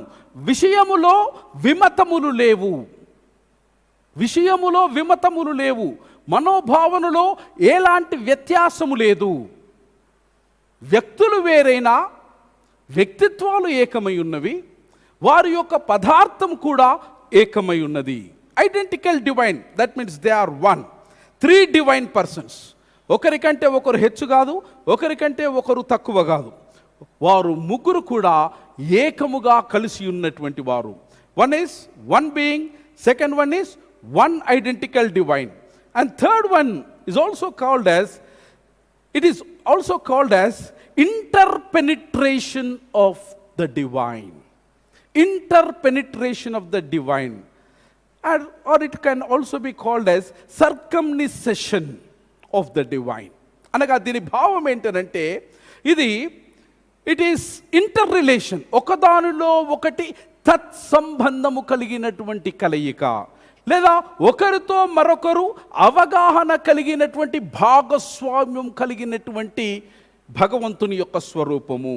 లేదా ముగ్గురు ఒకరిపై మరొకరు సమాంతరంగా సమదృక్పథముతో ఒకరిపై మరొకరు ఆధారపడి అసంపూర్ణము లేకుండా సంపూర్ణతకు శ్రీకారము చుట్టినటువంటి శ్రీమంతుడైన భగవంతుడు. This is the third understanding. And fourth understanding of Trinity is the order of the person. The order of the person. దేవుని యొక్క ప్రత్యక్షతను మనం గమనిస్తే వాస్తవికతంగా తండ్రి అయిన దేవుడు పరిశుద్ధాత్మను కన్య అయిన మరియ గర్భములోనికి పంపించి కుమారుడైన యేసుక్రీస్తును పాపరహితునిగా భూమి మీద ఉద్భవింపజేసి రక్షణ కార్యం కొరకు ముగ్గురు కలిసి సమిష్టిగా సంఘటితముగా ఈ రక్షణ కార్యము సర్వ మానవాళి కొరకు జరిగించడం, the order of the person is very much reflected. My dear friends, quickly let us look unto the practical implications of the Trinity. వాస్తవికంగా యథార్థంగా త్రిత్వము ఏ విధమైనటువంటి కార్యకలాపాలకు మానవులను ఉద్యుక్తుల్ని చేస్తుంది. How Trinity is being reflected in our every day-to-day life, my dear friends. Unfortunately, we seldom remember, we seldom recognize the work of the Trinity in our lives. Probably we may say God the Father, అయ్యో దేవుడా అంటాం, అయ్యా యేసు ప్రభు అంటాం, అయ్యా దేవుని ఆత్మ అని అంటాం. కానీ ప్రతి దైనందిక జీవితంలో క్రైస్తవుడు త్రిత్వమును ఎన్నిసార్లు సంఘటితముగా గుర్తించి గ్రహించి త్రిత్వము మన కొరకై సలిపినటువంటి కార్యాన్ని నెరపడానికి తన్ను తాను ఉద్యుక్తి పరచుకున్నాడన్నది నేను మీ ముందు నివేదించవలసినటువంటి ఒక సవాలు. How many times have you recognized the work of the Trinity in your personal life I am talking about? How many times the church has taken the mission of Trinity in its ecclesiastical life? And what does exactly the Trinity is asking the church, the individual, to respond? త్రిత్వంలో కొన్ని విషయాలు నేను చెప్పి ముగించి వేస్తాను. మొదటిది, త్రిత్వము మనకు నేర్పినటువంటి గొప్ప సర్వసత్యము ఏంటనంటే ప్రేమ, love. Love, we call it as God is love. మొదటి యోహాను గారు రాసిన మొదటి పత్రిక 4వ అధ్యాయం 8వ వచనంలో దేవుడు ప్రేమ అయి ఉన్నాడు. When we talk about God is love, how are we treating? Are we looking at only యేసుక్రీస్తు యొక్క మూర్తిత్వాన్ని చూసి మనము దేవుడు ప్రేమ అంటున్నామా? లేదా తండ్రి దేవుని యొక్క మూర్తిత్వాన్ని చూసి దేవుని ప్రేమ అంటున్నామా? అలా అనడానికి వీలు లేదు. దేవుడు ప్రేమ అనంటే ఆ ప్రేమ యొక్క మూర్తిత్వం ఏదనంటే తండ్రి అయిన దేవుడు, కుమారుడైన దేవుడు, పరిశుద్ధాత్మ అయిన దేవుడు, త్రియేక దేవుడు యొక్క మూర్తిత్వమే ప్రేమ. దయచేసి తండ్రి, కుమారుడు, పరిశుద్ధాత్ముని ఈ ముగ్గురి యొక్క వ్యక్తిత్వంలో లేదా వ్యక్తిత్వంలో దయచేసి విభాగము తీసుకుని రాకండి. ఒకరి యొక్క వ్యక్తిత్వాన్ని చూసి భగవంతుని నిర్వచించకండి. When you say God is love, according to 1 John 4:8, it means that Trinity is love. Trinity is love. And my dear friends, the love is being emphasized. ఆది క్రైస్తవ సంఘ పితామహులు ఆగస్టిన్ వారు చక్కగా అభివర్ణించినారు. సెయింట్ ఆగస్టిన్ వారు చక్కగా అభివర్ణించినారు. ఏమంటారనంటే ఫాదర్ ఈజ్ ఎ లవర్ అని అంటాడు. ప్రేమను కాంక్షించేవాడు తండ్రి. The son is the beloved. కుమారుడు తండ్రికి అత్యంత ప్రీతిపాత్రమైనటువంటి వాడు. And the spirit, the mutual love, పవిత్రాత్ముడు వీరిరువురి మధ్యలో ఉన్నటువంటి ప్రేమను అన్వయించుకొని ఇరువురిని ప్రేమించేవాడు. కనుక ముగ్గురు కలిసి దేవునిగా ఉన్నటువంటి వారు ప్రేమకు పరిపూర్ణంగా వారు మారినారని చెబుతారు. God is a community of persons. God is a community of persons. దేవుడు ఒక సమాజముగా మనం చూస్తున్నాం. Because we have 3 different persons in it. ఈ ముగ్గురులో ఉన్నటువంటి ఒక ప్రాముఖ్యమైన లక్షణం మనం ఏమి కనుక్కుంటున్నామంటే they have love among us. They have a bond. They have a bond. And it teaches us one of the very important lesson, that is the relational and personal things that we learn from God. బంధాలు, బాంధవ్యాలు, వ్యక్తిత్వాలు, ఒకరి పట్ల మరి ఒకరు హాని కలిగించకుండా, I quote and unquote, ఒకరిపై మరొకరు హాని కలిగించకుండా పరిపూర్ణమైనటువంటి త్రియేక దేవుని మధ్యలో ఉన్నటువంటి ప్రేమను పరిపూర్ణంగా ప్రజలకు అందించడానికి ఈ త్రిత్వం మనకు ఈ రోజున నేర్పిస్తుంది. God is not a solitude God. God is not an isolated God. According to 1 John 4:9-11, God is free to love the world because they loved themselves first. And later on they have asked to love the people. And God has given us a commandment that as I have loved you, నేను మిమ్మల్ని ప్రేమించినట్టుగా మిత్రమా మీరును ఒకరిని ఒకరు బేషరత్తుగా, no condition, because God has an unconditional love for you, that you should not forget.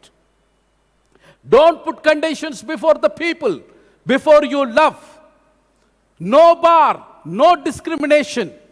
కులమని, మతమని, ప్రాంతమని, ఆర్థికపరమైన వైషమ్యాలని, క్రైస్తవుడని, మరి ఇతర విశ్వాసమని, అలాంటి ఏవి కూడా అవరోధాలు ఉండనటువంటి ఒక కల్మషము లేని, కలత లేనటువంటి ప్రేమను త్రిత్వ దేవుడు మనకు చూపించిన. That is the image of God. When someone says you are made in the image of God, that is the image of God is love unconditionally, accept unconditionally. If you are putting any conditions, my dear friends, the image of God will be distracted. దేవుని యొక్క ఆ స్వరూపము అది వీగిపోతుంది, విరిగిపోతుంది, పరిపూర్ణము కాదు అని మీకు జ్ఞాపకం చేస్తూ ఉన్నాం. ఈ సమయంలో when we talk about God, as we have read a beautiful lesson, పాత నిబంధన గ్రంథంలో మనం చదువుకున్నాం, that is human beings are made in the image of God. మనుషులు భగవంతుని యొక్క స్వరూపంలో వారు చేయబడ్డారు. What do you mean when you say it is an image of God? We have our own perceptions, we have our own understandings, isn't it? Am I right? Emandi? We have our own things. But my dear friends, let me say, another important component of today's meditation. When we say about the image of God, దీని Latin భాషలో Imago die అని అంటారు. జాగ్రత్త, ఇది చాలా ప్రాముఖ్యమైనటువంటి భగవంతుని అర్థము చేసుకునే సిద్ధాంతము. ఇమాగో డై అని లాటిన్ భాషలో అన్నారు. ఇమాగో డై అనేటువంటిది వేదాంతపరమైనటువంటి పరిభాష. జాగ్రత్త, ఇది వేదాంతపరమైనటువంటి పరిభాష. చాలా విశిష్టమైనటువంటి విషయాన్ని విస్పష్టంగా వివరించడానికి వాడబడినటువంటి వేదాంతపదమైనటువంటి పదం ఇమాగో డై. దీని యొక్క భావం ఏంటనంటే, ఇది దృశ్య రూపకంగా లేదా చిహ్న రూపకంగా దేవునికి మానవునికి మధ్యలో ఉన్నటువంటి సంబంధాన్ని గూర్చినటువంటి ప్రస్తావన చేస్తూ ఉన్నది. When it is said in the Bible that God created man in his own image, దేవుడు తన స్వరూపమందు నరుని సృజించను అని సెలవిచ్చినప్పుడు, it does not mean that God is in human form. దయచేసి దేవునిని ఎప్పుడు కూడా ఆంథ్రపోమార్ఫిక్ అనగా మానవ స్వరూపాన్నితో భగవంతుని ఎప్పుడు కూడా మనము మితముగా ఆలోచించరాదు. మానవుడు దేవుని స్వరూపంలో చేయబడ్డాడు. It does not mean that దేవుడు ఇదే రూపంలో ఉన్నాడని భావించడానికి వీలు లేదు.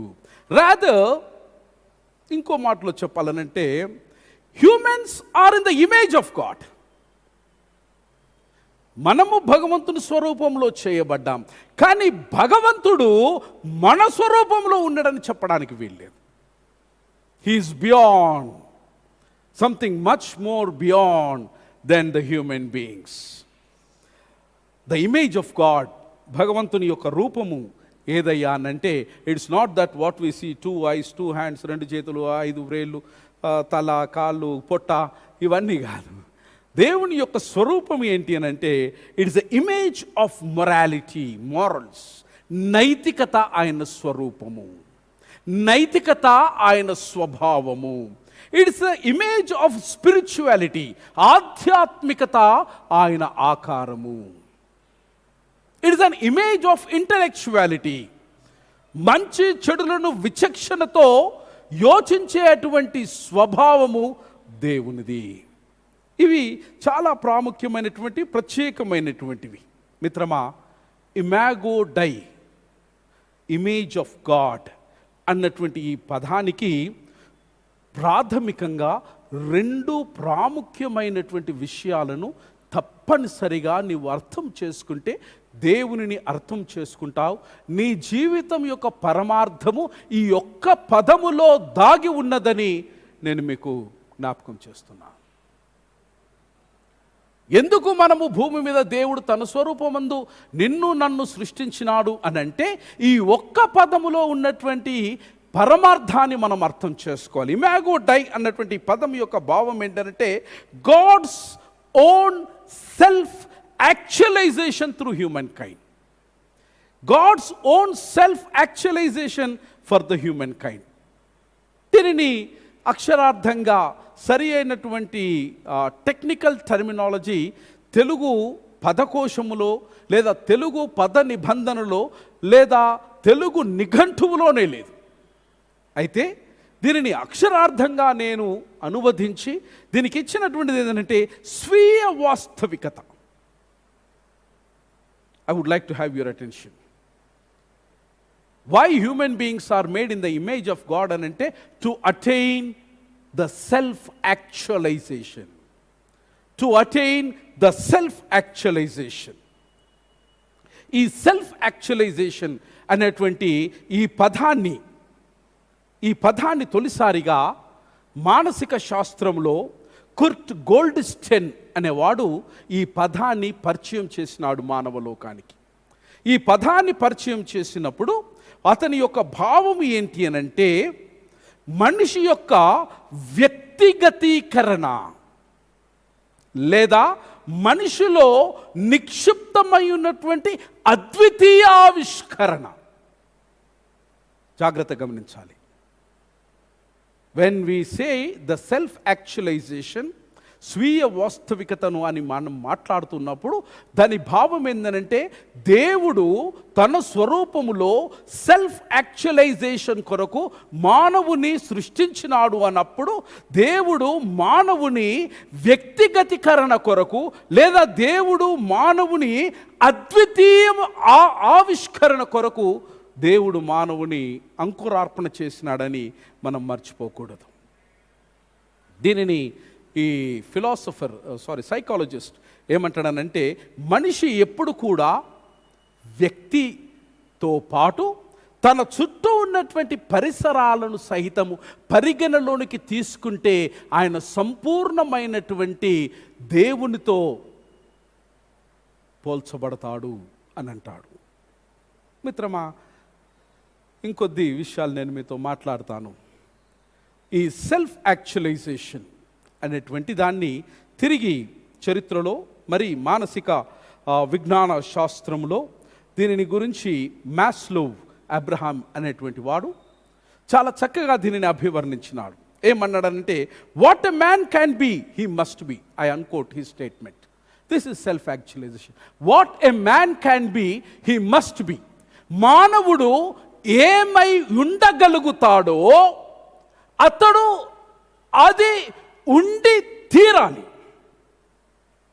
అంటే ఈ రోజున నీవు నేను ఉన్నటువంటిది ఉండగలిగినటువంటి స్థితికి మనము ఒకవేళ చేరుకోకపోతే ఆ చేరుకోగలిగినటువంటి గతిని పెంచి నీ గమ్యాన్ని నువ్వు చేరుకున్న నాడు you will become self-actualization.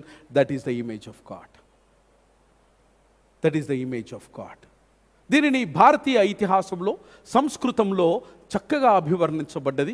బహుశా సమాంతరమైన పదమని నేను ఈ పదాన్ని మీ ముందు ప్రస్తావిస్తున్నాను. భారతీయ ఇతిహాసంలో దీనిని ఏమంటారనంటే స్థితప్రజ్ఞత. స్థితప్రజ్ఞత, that is a Sanskrit word. స్థితప్రజ్ఞత కొరకు దేవుడు నిన్ను తన స్వరూపమందు నిర్మించినాడు. మిత్రమా, యేసుక్రీస్తు ప్రభుల వారు మానవుడు పడిపోయిన తర్వాత స్థితప్రజ్ఞతకు చేరుకోలేమని అనుకున్న మానవ జాతికి యేసుక్రీస్తు ప్రభుల వారు 3.5 సంవత్సరాలు 33.5 సంవత్సరాలు భూమి మీద జీవించి ఆయన ఆ సెల్ఫ్ యాక్చువలైజేషన్, భగవంతుని యొక్క స్వరూపాన్ని ఆయన సంతరించుకున్నాడు. Praise the Lord, praise the Lord. అనరా మీరు? ఇంట్లో కూర్చున్న వాళ్ళు కూడా అనొచ్చండి, praise the Lord, hallelujah, hallelujah. యేసుక్రీస్తు భూమి మీద నీలాగా నాలాగా బ్రతికి స్థిత ప్రజ్ఞతను ఆయన సాధించి, స్థిత ప్రజ్ఞత కొరకు ప్రతి మానవుడు ప్రయాసము చేయవలనని ఆయన బోధించినాడు, జీవించినాడు. ఏ విధంగా స్థిత ప్రజ్ఞత సాధ్యం? How can we really attain the image of God, image డియో అనేటువంటిది ఏ విధంగా మనము సమకూర్చుకుంటాం? మొదటిది ఏంటంటే, మనిషి తన యొక్క ఆధ్యాత్మిక అభ్యాసానికి మనిషి కష్టపడాలి, లేదా ప్రయత్నం చేయాలి, లేదా అభ్యాసం చేయాలి. ఆధ్యాత్మిక అభివృద్ధికి కట్టుబడి ఉండాలి. ఆధ్యాత్మికతకు మానవుడు కట్టుబడి ఉండాలి. ఇది యేసు ప్రభుల వారు అభ్యసించినటువంటి తొలి సూత్రము. రెండవది ఏంటంటే, you should have an intimated relationship with God. దేవునితో విడదీయరానటువంటి బంధము, అనుబంధము కలిగి ఉండని వాడు భగవంతుని స్వరూపాన్ని సంతరించుకోలేడు. No compromise, no compromise. My dear friends, let us make an introspection of ourselves. How is our life of faith? విశ్వాస జీవితం మనది ఏ విధంగా ఉంది? According to the context and the challenges, are we really compromising with the faith, values and the ethics? ఈ ఒక్కసారికి ఇడిసబెట్టు దేవా, ఇక ఏదో చూసి చూడనట్టు వెళ్ళిపో, ద రెస్ట్ మళ్ళీ రేపటి నుంచి నేను నీకు దగ్గరగా ఉంటాను. Jesus didn't do that. Even for an iota, Jesus was absolutely depending on divine. That is the image of God. Depending on divine is an image of God. Third one, Jesus has found the healing component in divine. తనకంటే అత్యున్నతమైనటువంటి ఆ భగవంతుని యొక్క స్వరూపము ద్వారా, ఆ భగవంతుని యొక్క స్వరూపములో యేసుక్రీస్తు ప్రభుల వారు స్వస్థతను ఆయన కనుగొనగలిగినాడు. And Jesus has found the comfort. ఆదరణ కనుక్కున్నాడు. Jesus has found the restoration. పునర్జీవం కనుక్కున్నాడు. Jesus has found the inspiration. ఉత్సాహాన్ని, ఉత్తేజాన్ని, ఉత్ప్రేరణను తనకంటే అత్యున్నతమైనటువంటి ఆ పరమేశ్వరుడు అయిన యేసుక్రీస్తు లేదా యెహోవా దేవుడు లేదా త్రిత్వం నుంచి ఆయన తీసుకున్నాడు. మిత్రమా, Jesus has found guidance through his connection with the higher self. ఈ corona కాంటెక్స్ట్లో if we really relate ourselves with our own image, who is in the higher self, probably we find meaning of the context. Are we really finding the healing? Healing not necessarily mean that you should be healed physically. It can be also emotionally. And are we finding the comfort? Are we getting the restoration? And next one Jesus has done is he has learned to surrender and trust the source which he was guiding. రెండవది imago dei. మొదటిది self actualization. రెండవది ఏంటంటే God's care for human kind. This is another promise by God. You are made in the image of God. It means, it assures ఒక బలమైనటువంటి భరోసా. భగవంతుడు మానవుని తన స్వరూపమందు ఎందుకు చేసినాడయ్యా అనంటే because God cares for you. This is the meaning. దేవుడు తన స్వరూపములో నిన్ను ఎందుకు చేసినాడనంటే దేవుడు నిన్ను ఈ విశ్వములో, ఈ భూమి మీద అనాథగా విడిచిపెట్టి ఉండడానికి కాదు మిత్రమా. కరోనాతో కలవరపడుతున్నావా? కరోనా వల్ల ఒకవేళ మన బంధుమిత్రులను ఎవరైనా కోల్పోయినామా? కరోనా మనకు కన్నీటికి కారణమవుతున్నదా? చెప్పనటువంటి వర్ణనాతీతమైనటువంటి వేదనకు, వ్యధకు లోనవుతున్నావా? అయితే నీవు నేను దేవుని స్వరూపంలో చేయబడ్డామని ఈ రోజున భగవంతుడు మనకు భరోసానిస్తున్నాడు. ఎందుకు చేయబడ్డాడు అనంటే భూమి మీదున్న నువ్వు భగవంతుని యొక్క బాహువులో భద్రంగా ఉన్నావు. పరమందు చేరిన దేవుని యొక్క బాహువులో బలంగా భద్రపరచబడ్డావు. ఈ భరోసా కలిగించడానికి దేవుడు ఇట్టి గొప్ప స్వరూపాన్ని మనకు అనుగ్రహించినాడు. త్రిత్వము భిన్నత్వంలో ఏకత్వాన్ని ప్రబోధిస్తుంది. త్రిత్వము భగవంతుని ఏక కార్యం కొరకు మనల్ని ప్రేరేపిస్తుంది. వైషమ్యాలు సహజమైనటువంటి స్వభావాలు, విమతములు సహజమైనటువంటి అనుభవాలు. అయితే వాటన్నిటిలో ఏకత్వము కలిగినటువంటి దేవుడు అందించేటువంటి మహా గొప్ప సందేశం ఏంటంటే మీరు, నేను భగవంతుని ప్రేమను భూమి మీద విస్తరింప చేయడానికి దేవుని యొక్క స్వరూపాన్ని సంతరించుకున్నాం. మొదటి సత్యం, దేవుని యొక్క స్వరూపము నిన్ను స్థిత ప్రజ్ఞతకు, అత్యున్నతమైనటువంటి మానసిక శారీరకమైనటువంటి స్థితికి తీసుకుని వెళ్ళడానికి దేవుని స్వరూపంలో మనం చేయబడ్డాం. మూడవది త్రిత్వము, వారి మధ్యలో ఉన్నటువంటి ఆ ప్రేమతో పాటు సంరక్షణ. ఆ సంరక్షణ దేవుడు మనకు ఇచ్చిన విధంగా మనము సంరక్షణను మన తోటి వారికి, మన సహ సృష్టికి అందింపబద్ధులమై ఉన్నాం. అప్పుడే ఈ యొక్క స్వరూపానికి సార్థకత, ఈ యొక్క జన్మకు ఒక అర్థము. మన జీవితానికి ఒక పరమార్థము. అలాంటి పారమార్థికమైనటువంటి జీవితాన్ని జీవించడానికి త్రియేక దేవుడు మనకు సహాయం చేయనుగాక. ఆమెన్.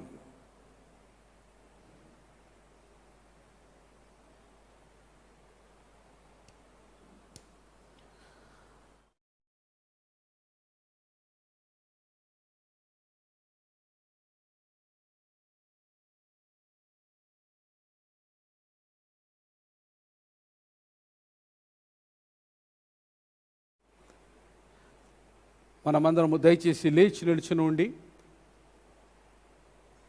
ఆరాధన క్రమ పుస్తకంలో నుంచి 24వ పుటలో ఉన్నటువంటి అపోస్తలుల విశ్వాస సూత్రం చెప్పడం ద్వారా మన విశ్వాసాన్ని మరొకసారి బలపరుచుకుందాము.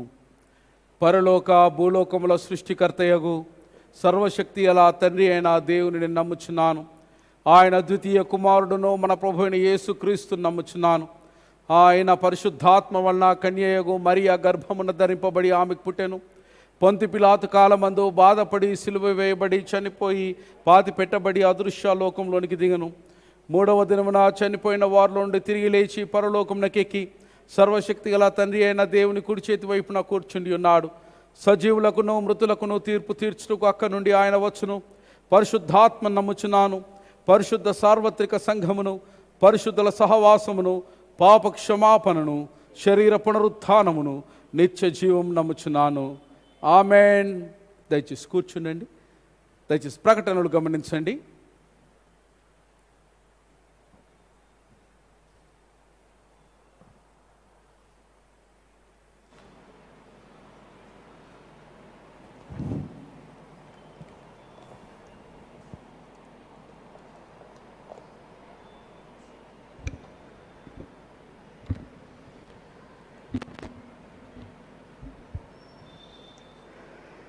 మన ప్రభువును రక్షకుడైన యేసుక్రీస్తు శ్రేష్టమైన నామంలో పరిశుద్ధ సంఘం అంతటికి శుభములు మరియు వందనములు తెలియజేస్తున్నాము.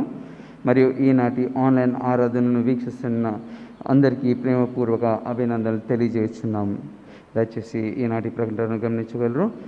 ఈనాటి పరిశుద్ధ ఆదివారం త్రియేక దేవుని ఆరాధించుదుము అనే అంశంపై మనకి చక్కని వాక్య సందేశం ద్వారా మనమును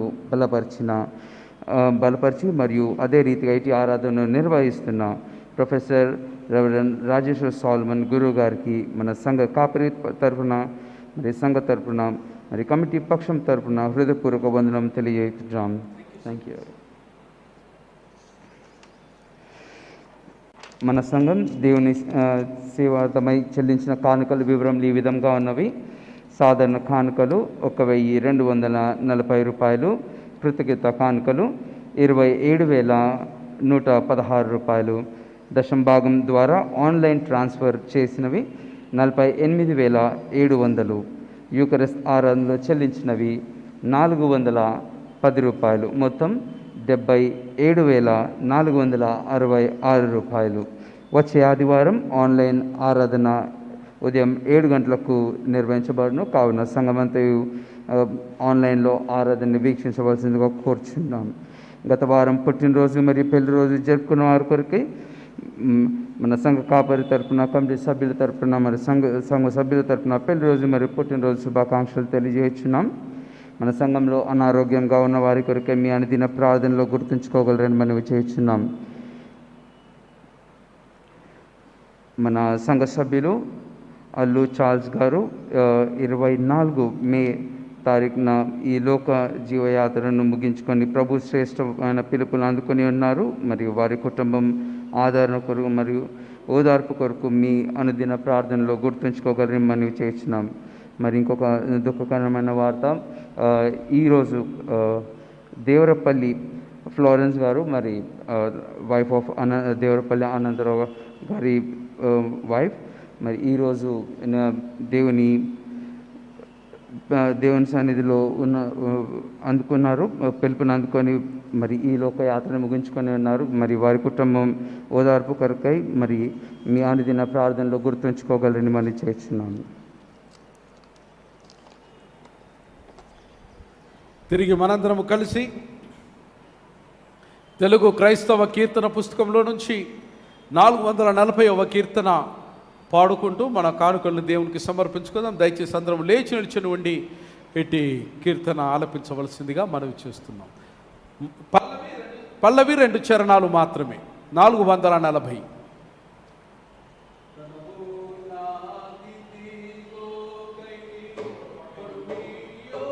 ప్రభువాని పనికి 441. Okay, there is slight change. 441 పల్లవి 3 చరణాలు. నావన్నీ నన్నెప్పుడు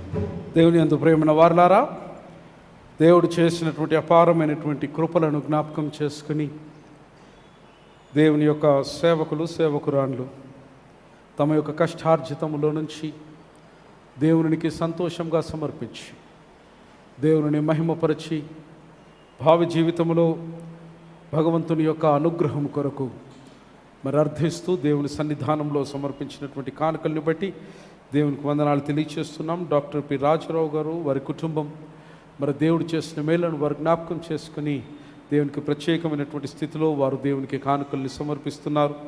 పి నీల్ మోజస్ గారు, వారి కుటుంబం కూడా దేవుని యొక్క అపారమైనటువంటి అనుగ్రహాన్ని వారు జ్ఞాపకం చేసుకుని దేవునికి వందనాలు తెలియచేస్తున్నారు. చంద్రమ్మ గారు మరి గత కాలంలో COVID-19 నుంచి దేవుడు వారికి విడుదల విమోచన అనుగ్రహించినాడని విశ్వసించి రానున్నటువంటి దినంలో మంచి ఆరోగ్యము ఆయుష్ ప్రసాదించాలని వారు దేవునికి ప్రత్యేకమైన కానుకల్ని సమర్పిస్తున్నారు. 13 సంవత్సరాల పరిణయానంతరం పరిశుద్ధమైనటువంటి దాంపత్యంలో దేవుని యొక్క కృపను చవిచూసి రానున్నటువంటి సంవత్సరాల్లో సైతం దేవుని యొక్క అనుబంధాన్ని ఈ దాంపత్యంలో దేవుని యొక్క దీవెన కొరకు కాంక్షిస్తూ వేలుపుల ప్రేమలత గారు, కనకరాజు గారు దేవుని సన్నిధానంలో ప్రత్యేకమైన కానుకల్ని వారు సమర్పిస్తూ ఉన్నారు.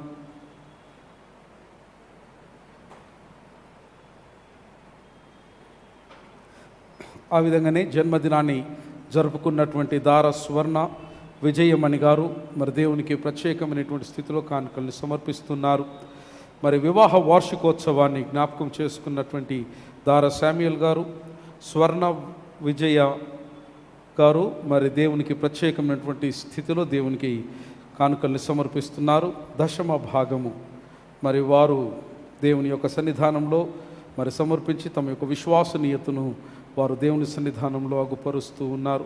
ఆ విధంగానే దశమ భాగము పి స్టెఫెన్ ఏఏ చార్లెస్ గారు, అనంతరం పి స్టెఫెన్ స్విఫ్ట్ గారు వారు కూడా దేవుని సన్నిధానంలో గొప్ప దశమ భాగాన్ని వారు దేవునికి సమర్పిస్తున్నారు. పి స్టెఫెన్ స్విఫ్ట్ గారు మరి ఒక దశమ భాగాన్ని దేవుని సన్నిధానంలో వారు సమర్పిస్తున్నారు. దేవుడు ఇటు సామాన్యమైన కానుకల్ని, ప్రత్యేకమైనటువంటి కానుకల్ని దేవుడు దయతో అంగీకరించాలని ప్రార్థన చేస్తాం. మరి ప్రార్థించుదాము.